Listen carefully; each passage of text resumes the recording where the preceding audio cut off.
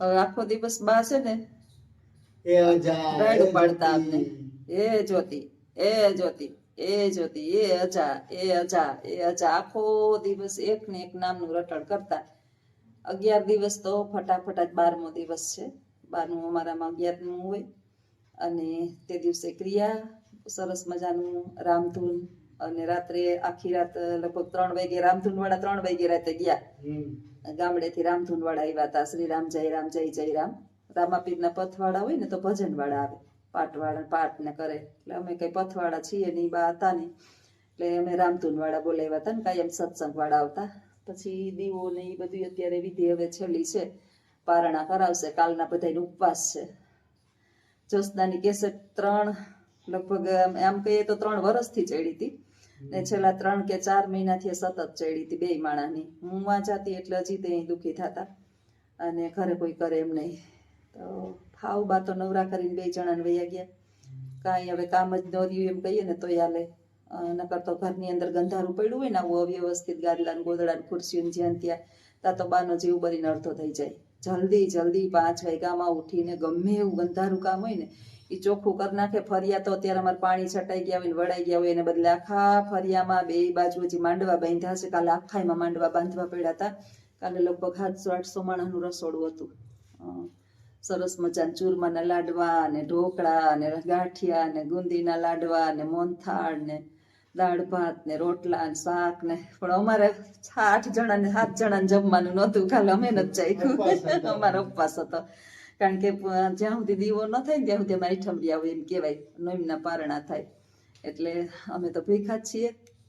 હવે બ્રાહ્મણ મહારાજ આવે તો કંઈક પેટમાં પડે તો કંઈક શક્તિ આવે ઊભું થવાની. રાતનો ઉજાગરો છે, કાલ આખા દિવસ એટલા મહેમાન બહુ ધાર્યા હતા ને, અમે તો વંડી રાખવાનું નક્કી કરી લીધું હતું. પછી વંડીનું તાત્કાલિક નક્કી ન થયું. પછી આખાઈમાં પાછા હતા ને એનાથી 3 ગણા શેરીની અંદર માંડવા બાંધી દીધા.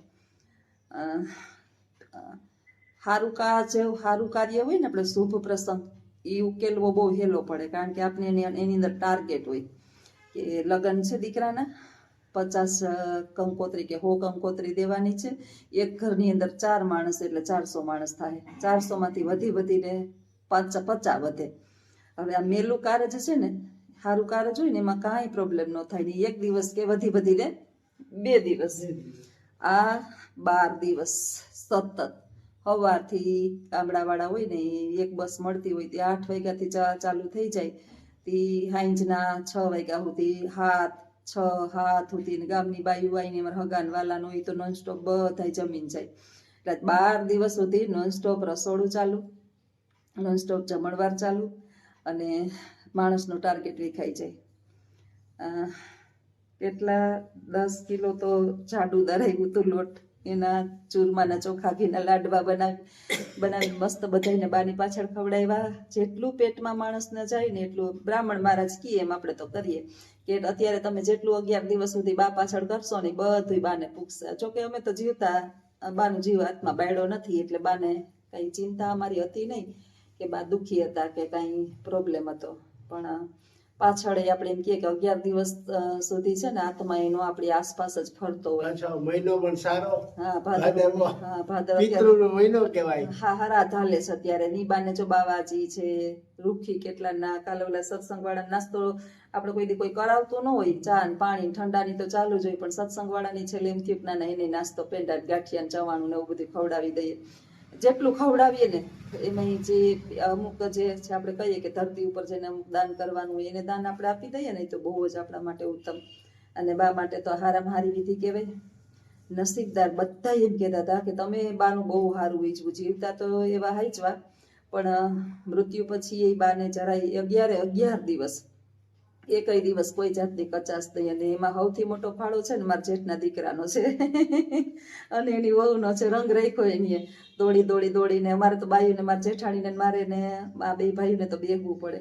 મારી વહુને અમારી મનસા નાની ઢીંગલી, પછી મારા છોકરાને 2 દિવસ વળી પાછું જવું પડ્યું હતું. એટલે સૌથી વધારે દોડાદોડી છે ને મારા જેઠના દીકરાએ ને એની વહુએ કરી છે, અને એક મારા નણંદનો દીકરો અને એની વહુ.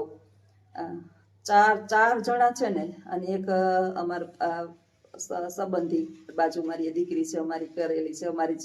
એટલે આમ 5 જણા એમ ન હોત ને તો એમ થાત કે કામ કદાચ છે ને અમને રોવડાવત, પણ આની 5 અમને ખબર નથી પડવા દીધી.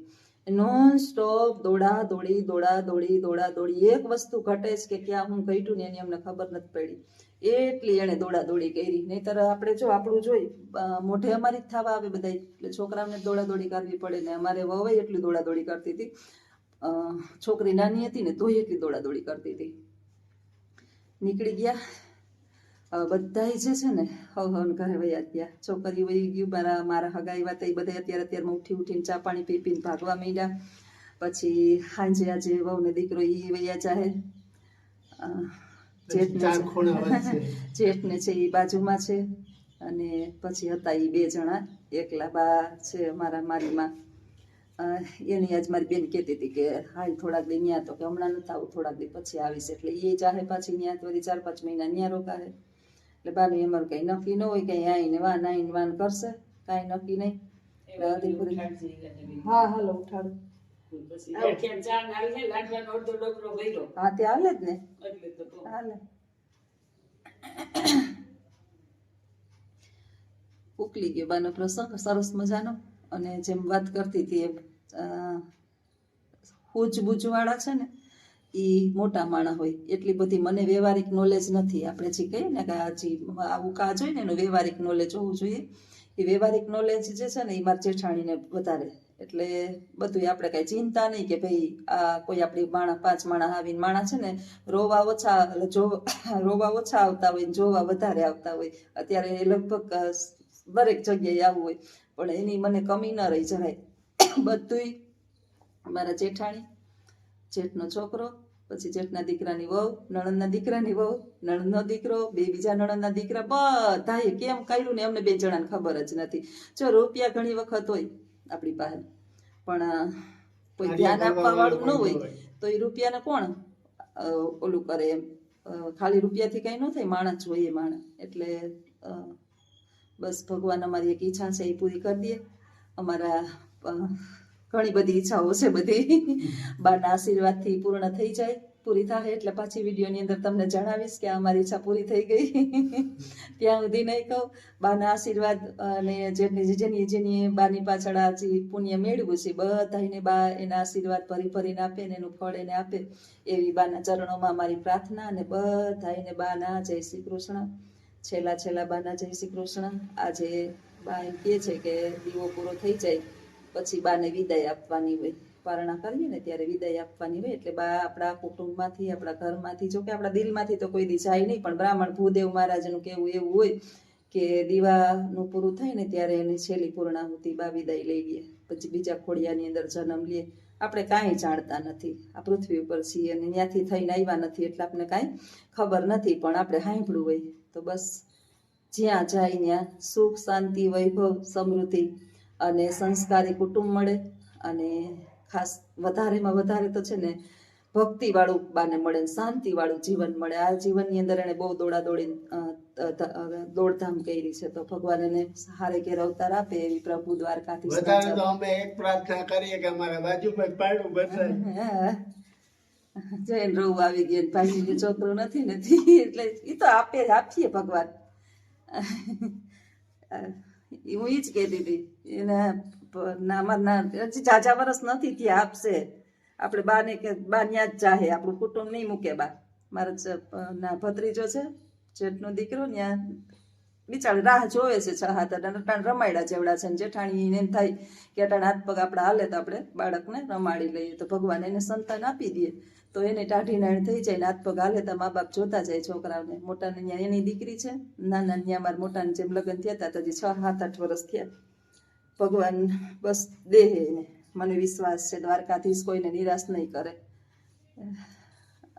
લાગણી આપણે હોય અંદરથી, ભગવાન બધાના જીવનની અંદર બસ કોઈ પ્રકારનું છે ને દુઃખ ન રહેવા દે એવી પ્રભુના મારા બાના ચરણોમાં પ્રાર્થના. આવજો બધાય. સીતારામ બધાયને. વાગી ગયા સવારના 7:45 અને હવે બ્રાહ્મણ મહારાજ આવશે. બાની દીવો અને કાલની ક્રિયાવિધિ પૂરી થઈ. આજે કાલે દીવો હતો એટલે આજે છેલ્લું પારણા છે. હમણાં બ્રાહ્મણ ભાઈ 8 વાગે આવશે એટલે ટકલા મકલા થઈ ગયા. બાની વાહે બિચારાઓને અમારા બા ભૂલાતા નથી, કોઈ વાતે ભૂલાતા નથી. આજે આખી રાતનો ઉજાગરો છે, થાયકા છે એકદમ. હજી ઘરની અંદર વેર વિખેર છે એમનેમ. હવે કોણ કરશે? એ અજા, એ જ્યોતિ, એ અજા.